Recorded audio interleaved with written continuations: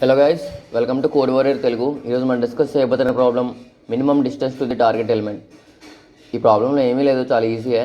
నమ్స్ అనే అరే ఇస్తాడు అండ్ ఆల్సో టార్గెట్ అనే ఎలిమెంట్ స్టార్ట్ అనే వాల్యూ ఇస్తాడు. మనకి ఎప్పుడైతే ఈ కండిషన్ సాటిస్ఫై అయిందో, నమ్స్లో ఒక ఎలిమెంట్ అనేది టార్గెట్కి ఈక్వల్ అయ్యిందో, ఇప్పుడు మనం ఈ వాల్యూ అనేది ఫైండ్ అవుట్ చేస్తాం.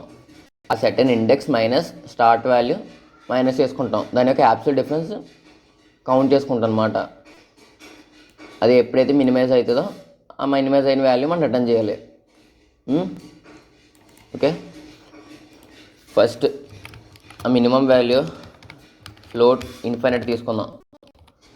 ఓకే, తర్వాత ఎన్యూమరేట్ కీవర్డ్ ఎప్పుడైతే వాడతామో ఆ వాల్యూ అనేది ఇండెక్స్తో సహా ట్రావర్స్ అవుతుంది అనమాట. ఇండెక్స్ అనేది ఐలోనికి, వాల్యూ అనేది ఎక్స్లోనికి స్టోర్ అవుతుంది. Okay, if నమ్స్ of I equal to target అన్నాడు. ఇక నమ్స్ ఆఫ్ ఐ అంటే ఏంటి? ఎక్స్ వాల్యూ కదా, ఎక్స్లో స్టోర్ అవుతుంది కదా.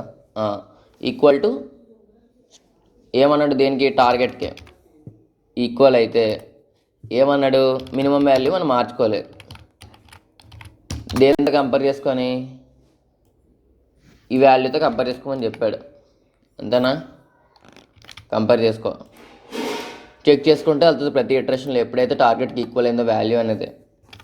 లాస్ట్లో ఏ రిటర్న్ చేయమని చెప్పాడు? మినిమం వాల్యూ రిటర్న్ చేయమని చెప్పాడు.